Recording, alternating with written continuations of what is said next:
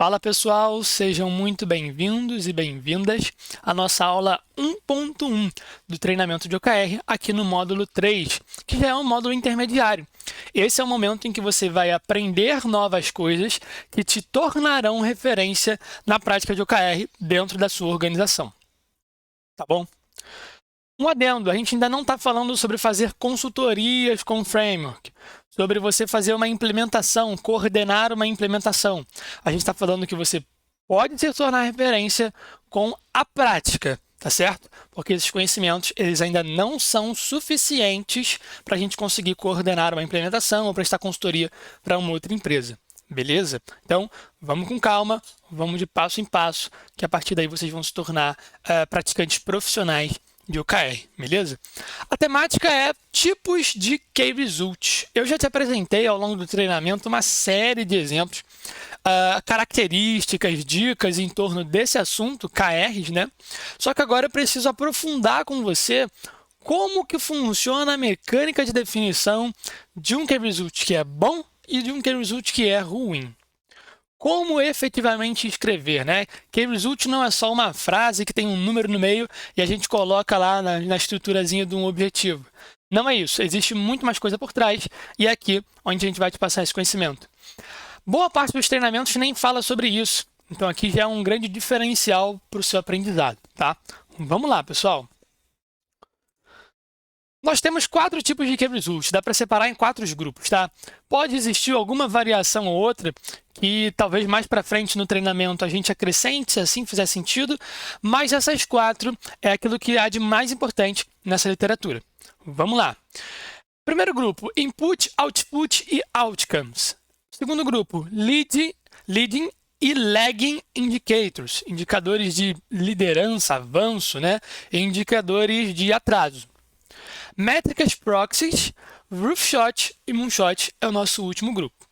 Na aula 1.1, eu vou trazer para você os 2 primeiros grupos. Na aula 1.2, eu vou trazer para você esse segundo grupo, tá bom? O terceiro e o quarto, perdão. E eu gostaria de te pedir paciência, porque vamos ter muitos exemplos, bastante contextualização, bastante conceitos também novos que vocês ainda não sabem nesse momento do treinamento e que talvez sejam novos para a vida de vocês também. Então, eu te peço bastante paciência, pega um papel, pega uma caneta, anota bastante. Caso fique com dúvidas, conversa com a gente no chat, tá? Vamos lá, pessoal. Input, Output e Outcomes. Antes de tudo, eu gostaria de fazer algumas definições, tá? Para que a gente conseguisse conversar todo mundo na mesma página e eu pudesse dar os exemplos tranquilo, com o coração quente de que você já aprendeu, tá bom? Vamos lá. Input é tudo aquilo que se pode controlar diretamente e que serve de alimento para um processo de trabalho. Então, pensa assim, finge que eu tenho um bloquinho aqui, tá? O que alimenta esse bloco é o input. Aqui nesse bloco acontece um processo de trabalho, independentemente de qual ele seja. E aquilo que sai do bloco é o output, é o resultado de um processo, tá? Os efeitos dos inputs já trabalhados são marcadores claros para a gente, beleza? E antes de dar exemplos, deixa eu conceituar o que seria o outcome. Na verdade, ele é uma forma avançada da gente pensar os outputs. É quase que o efeito, a consequência, o resultado desejado, o impacto desejado de um output. E dentro até de outcomes, a gente tem níveis diferentes, né? Alguns que são um impacto muito lá na frente, alguns que são um impacto um pouco mais para cá, para trás. Então, existem essas diferenciações que a gente vai abordando. E para que fique mais claro, para que você entenda do que a gente está falando, além dessa pequena analogia, né, com o diagramazinho de blocos, né, você tem uma setinha entrando, que é o input, você tem um processo de trabalho dentro desse diagrama, depois você tem o output, e a consequência desse output mais para frente seria o outcome, tá bom? Dá para a gente entender assim. Mas vamos aos exemplos. Um exemplo de um input. Vamos lá. Executar 80% das ligações trimestrais de sucesso para os nossos atuais clientes.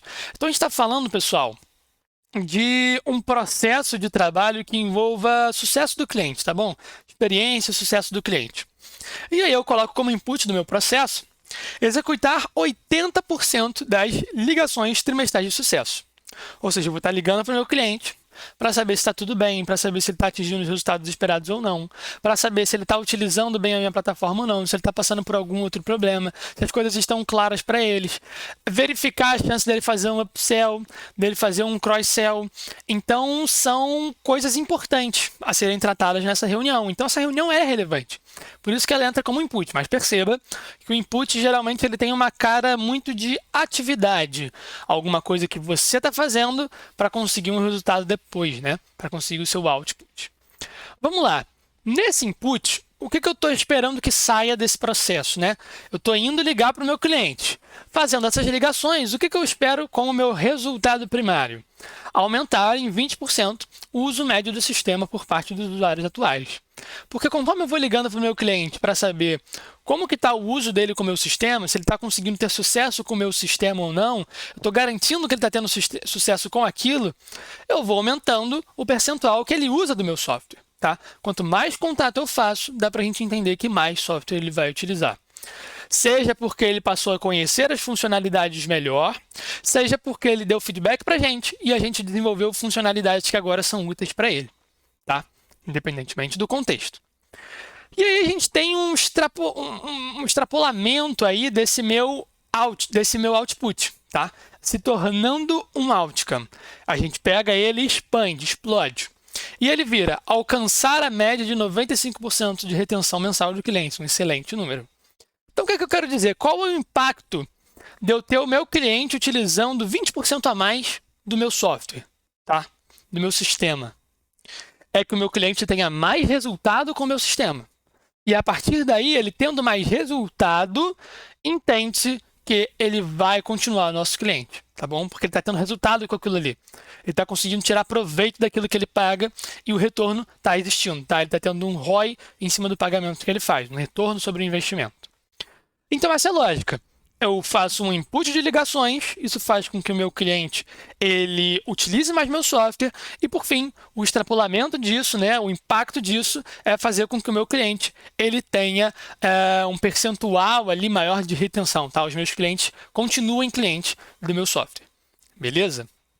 Vamos, então, para um outro exemplozinho, mas agora aplicado a OKR, tá? Na prática do framework OKR, a gente pode usar e deve usar essas três coisas. Só que essas coisas elas são utilizadas em momentos diferentes, em contextos diferentes. Eu não quero chegar para você, deixa eu voltar um slide. Eu não quero falar para você assim, cara, você em OKR, você só pode usar o outcome. Você só pode usar isso, não adianta. Você tem que usar sempre o maior impacto, tá? O impacto desejado ali, o impacto maximizado. Ou eu vou falar para você, não, no OKR você só pode usar input. Ou falar, não, você só pode dar output. Não existe isso, é uma combinação dos três elementos que vai fazer mais sentido ou menos sentido em determinado momento, tá? Dependendo do seu contexto, da maturidade da organização, do tipo de negócio e várias outras coisas.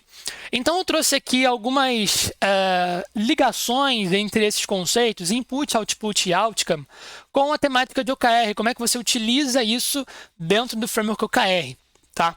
E aí, vamos passar um por um para que eu possa te dar essa explicação. Certo? Vamos lá para o input. Geralmente associados a iniciativas/atividades. Por quê? Olha esse exemplo. Cara, executar 80% das ligações trimestrais. Isso é importante? É. Sabe-se que é uma prática até de senso comum aí dentro dos times de Customer Success. Fazer essas ligações trimestrais, ou de 2 em 2 meses, 1 em 1 mês de sucesso, depende do seu negócio. Mas ter contato constante com o seu cliente para averiguar se ele está tendo sucesso ou não e poder corrigir esse curso, antes que o cliente saia, né, the churn, é uma prática comum. Então, isso é importante, mas não é um resultado. E lembra que o K-Result ele tem esse nome, resultado-chave, beleza? Então, eles geralmente associados a iniciativas e atividades. Mas eles também podem ser utilizados como K-Result, tá bom? Em estágios de pouca maturidade. É triste porque a gente começa o framework OKR de maneira não ideal muitas das vezes, né? E não tem problema. Pode ser que em algum momento, em algum time, quando você está iniciando, você precise dar algum input ali dentro da formulação dos seus KRs, tá? Não é muito comum, de preferência que ele fique associado apenas às atividades, mas se você precisar, coloque dentro dos K-Results também, tá bom? Desde que você tenha uma confiança alta de que esse input que você está colocando ali, ele tenha uma ligação com um sucesso forte. Deixa eu voltar mais um slide de novo para te fazer entender na prática. Cara, se eu coloco ali 80% das ligações trimestrais, isso poderia ser um KR? Cara, facilmente poderia ser um Key Result. Embora ele tenha uma característica um pouco mais de atividade, né, de input de um processo de trabalho. Mas a confiabilidade de que esse tipo de atividade promove valor para a empresa, ela é grande. Porque com certeza ela vai fazer com que o seu cliente tenha uma experiência melhor, ou que a gente adquira mais feedback para melhorar a experiência dele. Tá? Então é uma prática que tem uma confiabilidade alta de sucesso, por isso que faz sentido com que ela entre aqui. A gente não está falando sobre cadastrar 50 clientes no banco de dados, porque isso é irrelevante para o sucesso da empresa, tá? Mas fazer essas ligações, esse tipo, nesse exemplo específico, é importante. E é isso que eu estou querendo te dizer. Se você for colocar input nos seus Key Results, assegure que são Key Results de valor, né? Que são inputs de valor, que tenham alta confiabilidade de sucesso. Vamos para o outro. Output. Geralmente são associados a Key Result, mas são perigosos. E por quê? Porque eles podem dar uma falsa impressão de resultado, pessoal, e não produzir valor efetivamente para o negócio. Vamos voltar para que você entenda a partir do exemplo de novo, depois dessa conceituação. Aumentar em 20% o uso médio do sistema. Cara, é seguinte, esse é um bom resultado? Até é. Mas pensa comigo, ele produz valor efetivamente para o negócio? Você vai ganhar mais dinheiro se o seu cliente estiver usando 20% a mais do seu software? Pode ser que ele esteja usando, ele esteja odiando.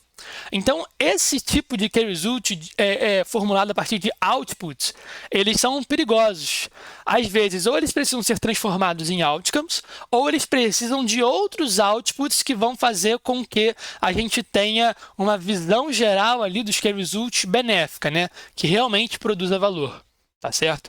Porque se o meu cliente usa mais, só que a satisfação dele está pequena, aí não adianta de muito. Certo? Então, eu precisaria, nesse caso, medir as duas coisas. Por exemplo, se o meu cliente usa mais e o número de reclamações está subindo, não faz nenhum sentido. Eu não estou produzindo valor. Muito pelo contrário. Tá? Então, é preciso que a gente fique de olho nessas relações para que a gente não deixe que o output ele seja negativo ali para o meu uso dentro de OKRs. Tá? Então, bastante esse ponto de atenção, eles são perigosos. E o outcome, por fim, geralmente eles são associados a Key Results e são expandidos ali para objetivos. Por quê? Pensa comigo, o que é um objetivo se não um impacto resultante de alguma coisa, né?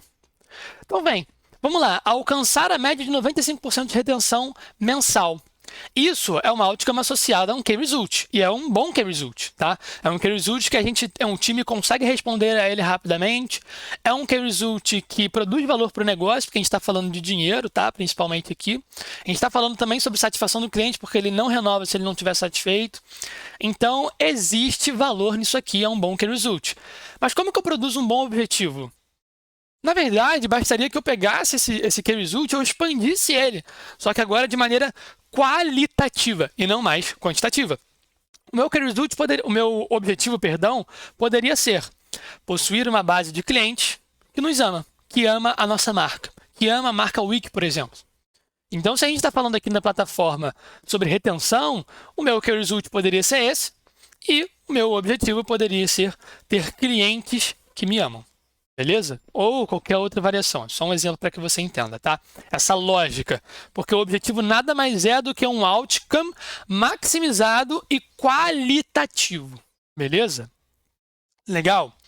É claro que eles exigem maior pensamento crítico, tá? Porque para que você saia desse nível de atividade aqui, execução de ligação é algo que está um pouco mais no dia a dia das pessoas.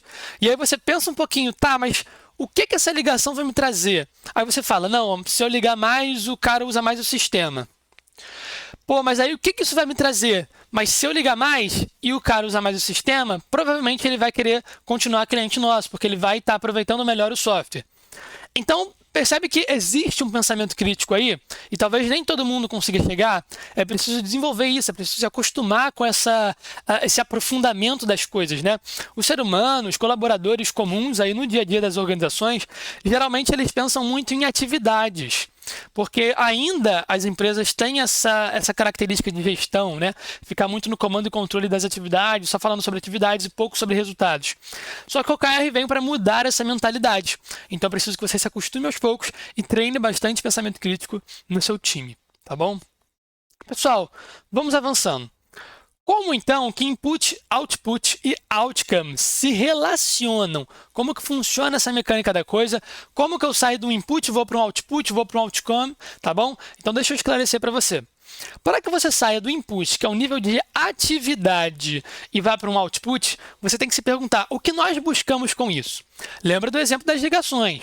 Se o seu time sabe que a partir do mercado todo mundo fica fazendo ligação para cliente, legal, vamos pensar o que nós buscamos com isso. É um maior uso do software, é uma experiência melhor para o cliente, é uma satisfação, são recomendações do meu cliente. Então vá pensando, nível a nível. Não pensa talvez lá na ponta, não. Vai fazendo pequenos passos.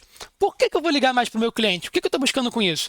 Eu vou ligar mais porque eu quero que ele use mais o software. Tá bom, mas o que eu estou buscando com isso mais uma vez? Aí eu vou sair do meu output e vou para o meu outcome, porque eu estou ligando para ele no meu input. Aí depois eu estou querendo fazer com que ele use mais, depois estou querendo fazer com que ele permaneça cliente. Então, para que você saia de um input para output, para o outcome, você sempre se faz essa pergunta. O que nós buscamos com isso? Tá? Só que existe também uma outra mentalidade.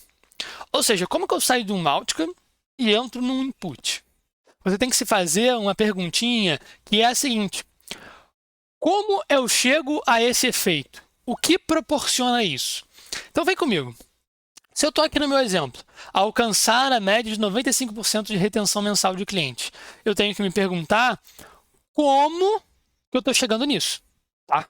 O que proporciona isso? Aí eu posso pensar, cara, se eu quero reter mais o cliente aqui no meu software, eu preciso fazer com que ele tenha um melhor aproveitamento do software. A maneira com a qual eu resolvi metrificar isso pode ser um aumento de uso médio, tá? Mas aí eu quero saber a atividade que vai fazer com que eu tenha esse aumento de uso médio, por exemplo. Esse melhor aproveitamento do cliente. Aí eu vou me perguntar, tá, o que proporcionaria isso? Eu fazer um melhor onboarding com o cliente? Eu conseguir explicar melhor as coisas para ele dentro do software? Eu melhorar o meu UI, o meu UX dentro da minha plataforma? Eu fazer ligações para o meu cliente? Então, existem diversas formas de você chegar nesse input, tá? Existem diversos inputs possíveis, beleza? Legal. Trouxe aqui para gente, pessoal, um exemplo, tá? Vamos supor que na sua empresa seja feito há muito tempo a análise de competidores, tá? Você seja responsável, você é um analista de governança, um analista de gestão, um assistente, um auxiliar, alguma coisa assim, ou até uma liderança mesmo, a depender da empresa. E você geralmente faz análise de competidores para saber como é que está o seu mercado, tá?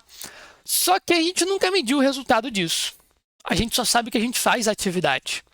Só que isso não tem muito a ver com o OKR. O OKR não é sobre atividade, é sobre resultados. As atividades são outra coisa. É para a gente mudar as atividades e elas são só uma ferramenta, né? Um caminho para se chegar nos resultados. A gente não deve ficar preso a elas. Então vamos pensar um pouquinho. Por que eu faço análise de competidores, pessoal? Bom, eu faço análise de competidores porque eu estou buscando ter mais ideias de aplicativos e diferenciais competitivos nesse meu exemplo, tá? Você é uma empresa que produz apps ali, tá bom? Legal. Por quê?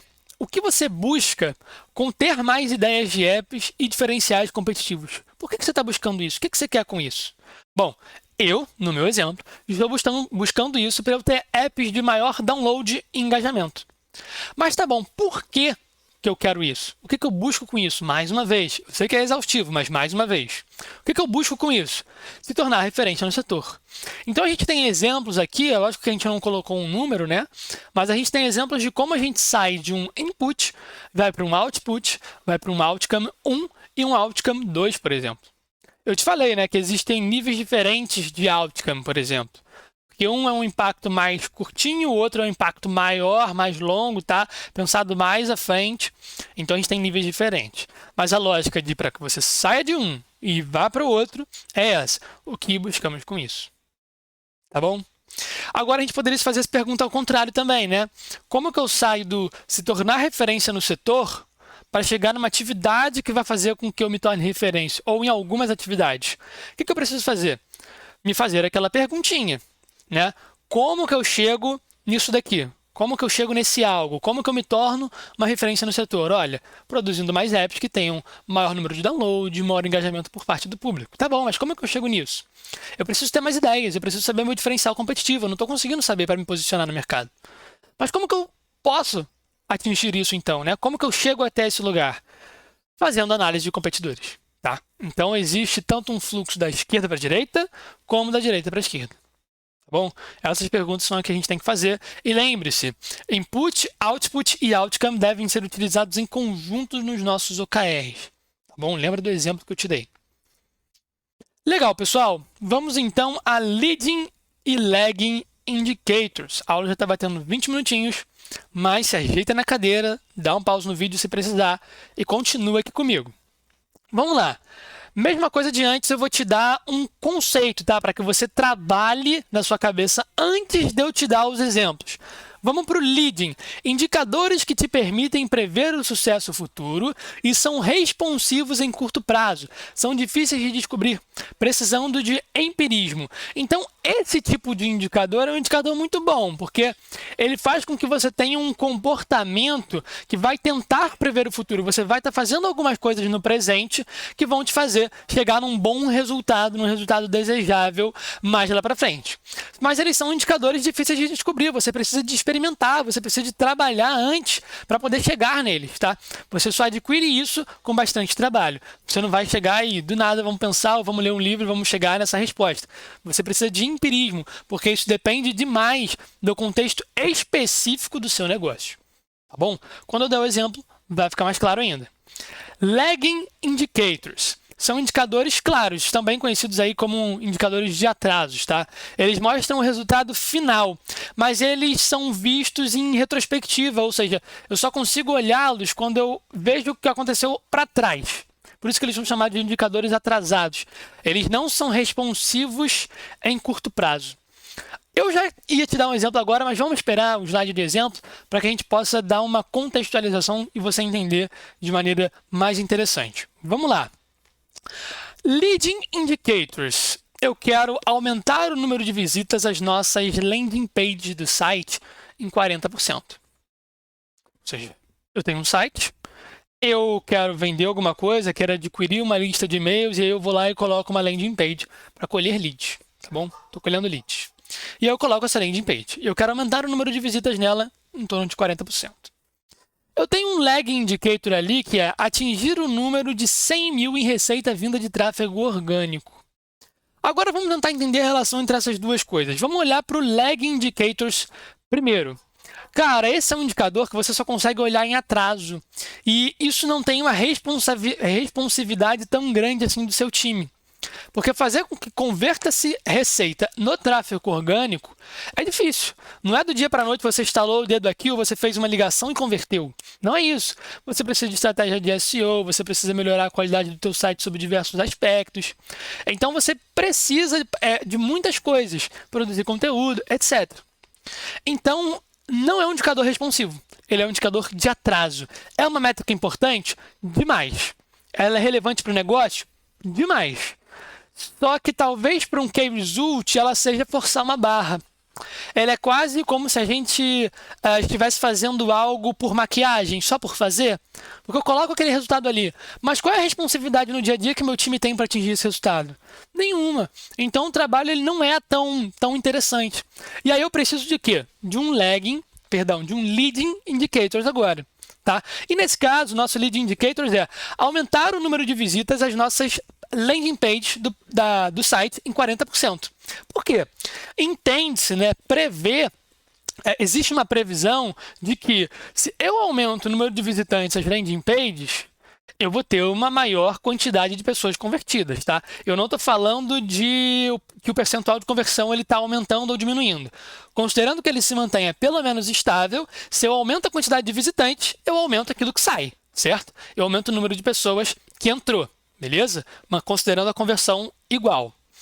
Então, entende-se que eu vou ter mais pessoas interessadas no final das contas, e a chance de eu conseguir ter um aumento de receita no tráfego orgânico, ela é maior.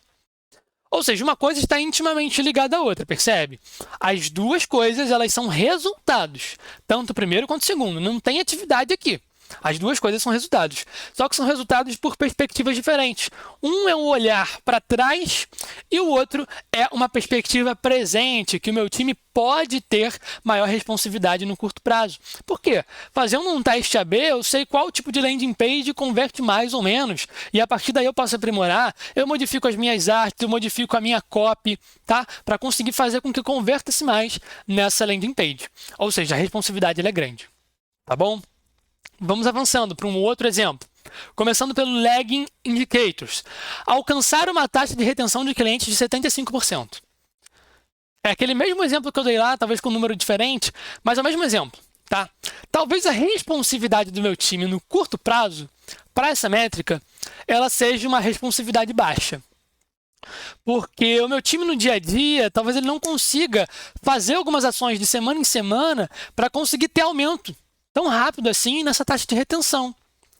Então, eu preciso fazer com que exista um indicador, ou seja, um resultado, que tente prever esse outro resultado, que seria o meu Lead Indicator. Vamos lá. Diminuir o CES, que é Customer Effort Score, ou seja, é um indicador de esforço do seu cliente médio do processo de compra em 30%. Na literatura de Customer Success e Customer Experience, entende que quanto menor o esforço do seu cliente dentro de um processo de compra, menor é a chance dele evadir. Quanto menor o esforço do seu cliente no uso de um determinado sistema, melhores as chances dele continuar seu cliente naquele sistema, naquele software. Tá bom? Então, quando a gente diminui o esforço do cliente, a gente aumenta a probabilidade dele conseguir se manter o nosso cliente. Tá bom? Da gente conseguir que ele se mantenha nosso cliente. Ou seja, as duas coisas estão intimamente ligadas, as duas coisas são resultados. Só que o Lead Indicator está sob maior controle do seu time. Por quê? Você muda no seu software, muda algo de lugar, chama a sua galera de design, tenta fazer uma explicação, um onboarding melhor ali para o seu cliente, grava alguns vídeos explicando melhor o software, modifica a forma como as coisas são escritas dentro do software, cria uma outra funcionalidade de maneira rápida, faz um teste. Então, o nosso SaaS, o nosso esforço, o esforço do cliente, ele é mais responsivo. O meu time no dia a dia de produto e Customer Success, ele consegue apresentar mais atividades no dia a dia, tomar mais ações no dia a dia, para que eu tenha uma resposta, um aumento nessa métrica. Só que no caso de baixo é mais difícil, é menos conectado com a nossa realidade. E por isso que eu preciso de um Leading Indicator.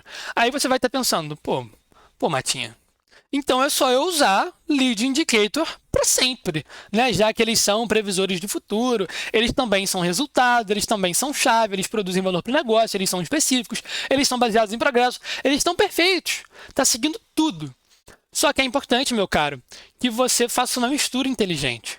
Não vale você colocar só key results do tipo Lead Indicator, porque eles são, em última medida, hipóteses.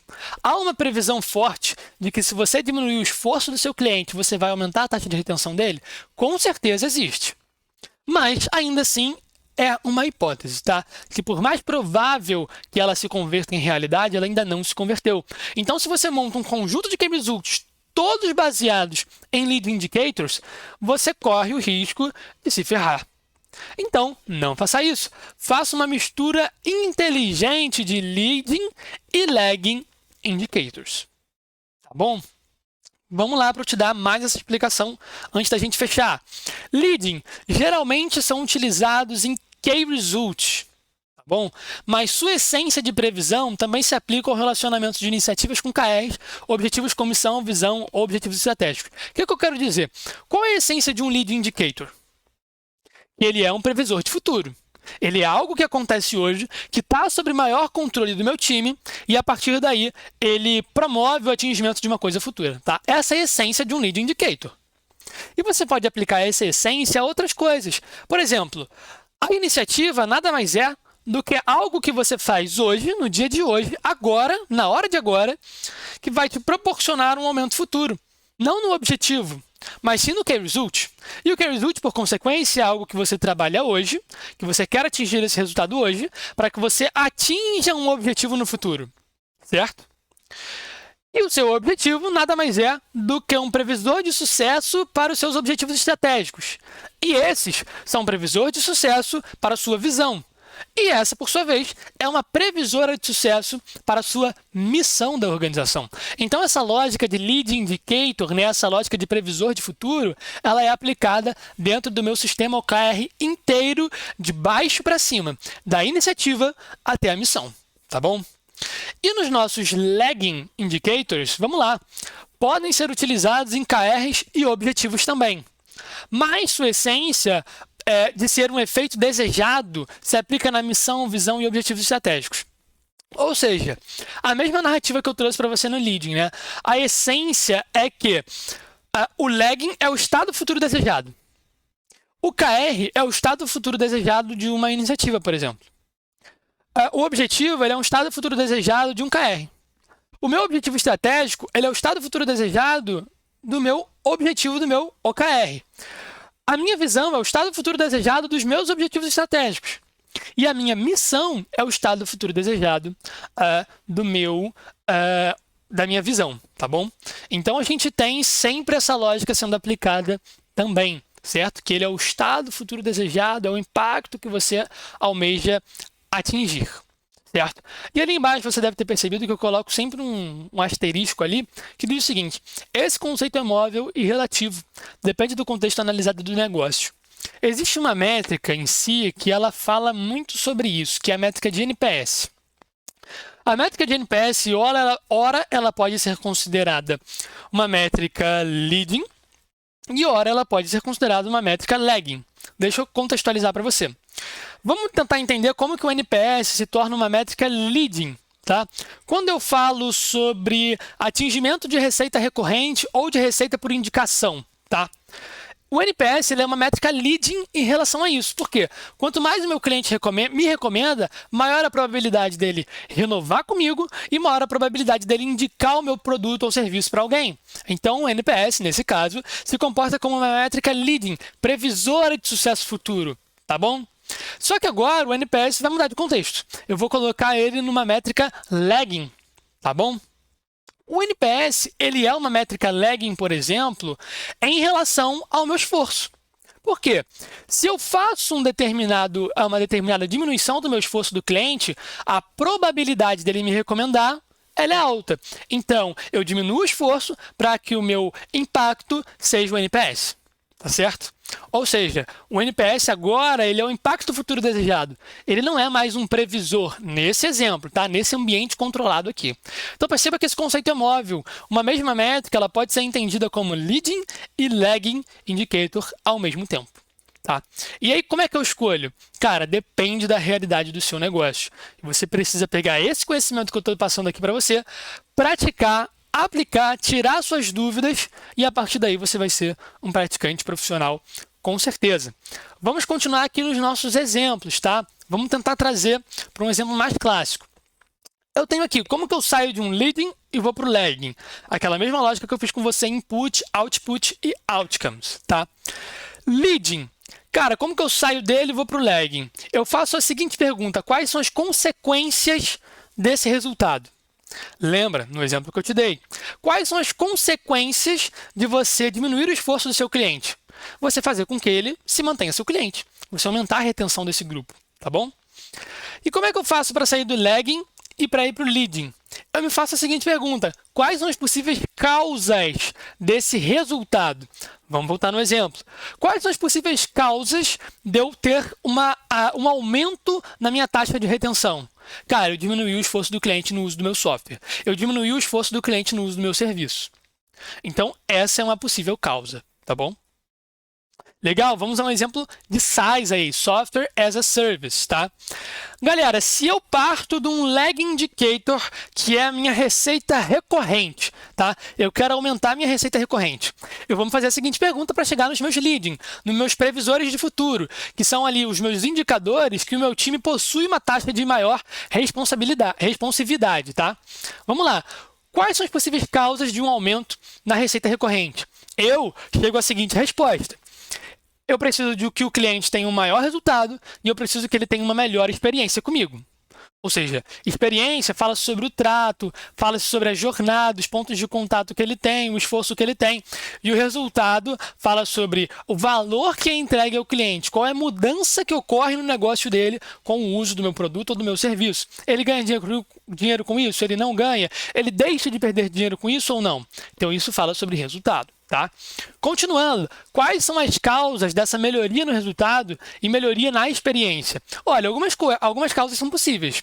Eu preciso de funcionalidades que promovam valor no meu software. Eu preciso de que o software tenha uma usabilidade boa. Eu preciso que o esforço do meu cliente seja baixo. E eu preciso que os problemas que o cliente passa no meu software, eles sejam cada vez menores ou melhor resolvidos. Tá bom? Vamos passando por um próximo momento. Quais são as possíveis causas desse resultado? Olha, eu preciso ter um melhor onboarding, tá? Para que eu tenha um software mais útil para o meu cliente, uma usabilidade maior. Para que eu também tenha uma usabilidade maior e funcionalidades que promovam valor, eu preciso de um nível de experiência do usuário bacana. Então, estou falando de UX, de UI, tá? Do software. Para que eu consiga ter funcionalidades que promovam valor, eu preciso entrevistar os meus clientes para saber quais são as suas reais dores daquilo que eles realmente precisam. Eu preciso ter uma cadência de Customer Success, né? Sempre um ponto de contato com o meu cliente, para não fechar o contrato com ele e depois esquecer que ele existe, né? Eu preciso ter essa cadência de contato, que eu estou chamando de cadência de CS. Eu preciso ter uma resolução dos problemas que o meu cliente me relata, tá? E eu preciso também ter um bom atendimento, um bom tratamento por parte do meu atendente para com esse cliente. Ou seja, existem vários níveis de leading indicators, tá certo? Eu poderia colocar, por exemplo, um indicador que meça a minha experiência, para avaliar se eu vou ter um aumento na minha recorrência ou não.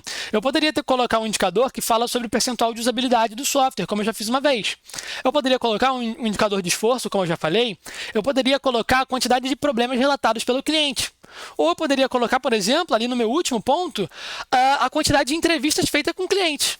Entende? Existem diversos leading indicators em níveis diferentes. Eles são previsores de sucesso em níveis diferentes, tá bom? Você tentar linkar a entrevista com o cliente com a receita recorrente é um link muito distante. Mas você tentar linkar a quantidade de entrevistas feitas com clientes com funcionalidades que promovam um pouco mais de valor ou com usabilidade do software já é algo que passa a fazer um pouco mais de sentido. Então, perceba, existem níveis diferentes para esses dois tipos de conceitos dentro de K-Results, tá? Legal, pessoal. Mais um exemplo para a gente já finalizar para o término dessa aula. Vamos lá. Receita de prospecção ativa. Para que eu consiga aumentar essa receita de prospecção ativa, vamos fazer aquela pergunta. Quais são as possíveis causas desse resultado? Ainda estou num exemplo de um SaaS, tá? Eu preciso ter o aumento da minha quantidade de contatos e o aumento da minha conversão via eficácia ali do meu vendedor, tá bom? Para que eu aumente essas duas coisas, quais são as possíveis causas, né? Quais são os possíveis efeitos? Vamos lá. Quantidade de contatos. Origem dos contatos, porque além da quantidade de contatos no funil, eu preciso que eles tenham qualidade, então tem que avaliar essa origem. A qualificação que esse meu contato ele sofre pelo meu SDR, tá? O Sales Development Representative, tá bom? Eu preciso ter uma boa filtragem pelo meu SDR, para que o meu vendedor ele não pegue clientes, leads, potenciais clientes pouco qualificados e perca seu tempo. Então, ele tem que ter uma filtragem boa. Eu preciso que o meu vendedor ele também seja motivado para que ele tenha uma melhor eficácia, lembra? Eu preciso treinar esse vendedor para que ele consiga trabalhar melhor também. Então, esses são todos previsores do sucesso de qualidade de contatos e eficácia do vendedor. E agora, quais são os previsores de sucesso dessa coluna, né? Desse conjunto de blocos? Vamos mais para a esquerda. Investimento em geração de leads. Para que eu tenha uma maior quantidade de contatos, eu tenho que metrificar o quanto que eu estou investindo. Eu tenho que motivar o meu SDR para ele poder fazer uma qualificação melhor. Eu tenho que treinar o meu SDR.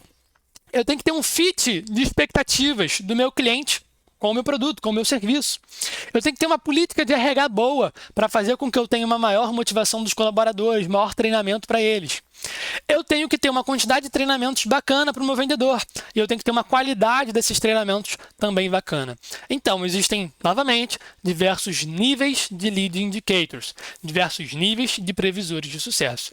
Você linkar uma quantidade de treinamentos do vendedor com maior receita de prospecção ativa É algo coerente, mas ainda assim é distante. Você ligar a motivação do seu SDR com a receita de prospecção ativa é conectado, mas ainda assim é algo distante. Mas você fazer a conexão disso coluna a coluna é uma prática melhor, tá? E aí, na hora de definir os seus key results, você define onde você vai atacar. Se você está num estágio de maturidade mais baixo, talvez você fique mais à esquerda. Se você está num estágio de maturidade mais alto, talvez você fique no estágio à direita, tá bom? Pessoal, por fim, eu sei que já chegamos a 40 minutos, talvez essa seja a maior aula do curso, tá? Vamos tentar fazer o seguinte. Eu trouxe para você input, output e outcome. E eu te trouxe lagging e leading indicators. 5 conceitos diferentes, mas que eu estou agrupando em 4 nesse momento. Eu estou juntando input com output, tá bom? Como é que essas coisas se conectam? Cara, vamos pensar. Quando eu estou falando de um lagging, ou seja, um indicador atrasado que tem pouca responsividade pelo meu time, e ao mesmo tempo ele é ou uma entrada no processo ou a sua primeira saída, eu estou falando sobre a construção de um projeto. Ou seja, eu estou falando de um resultado que é do passado, é algo que eu já fiz, que eu não posso ter controle sobre ele no presente, e eu estou falando de uma saída ou entrada de processo.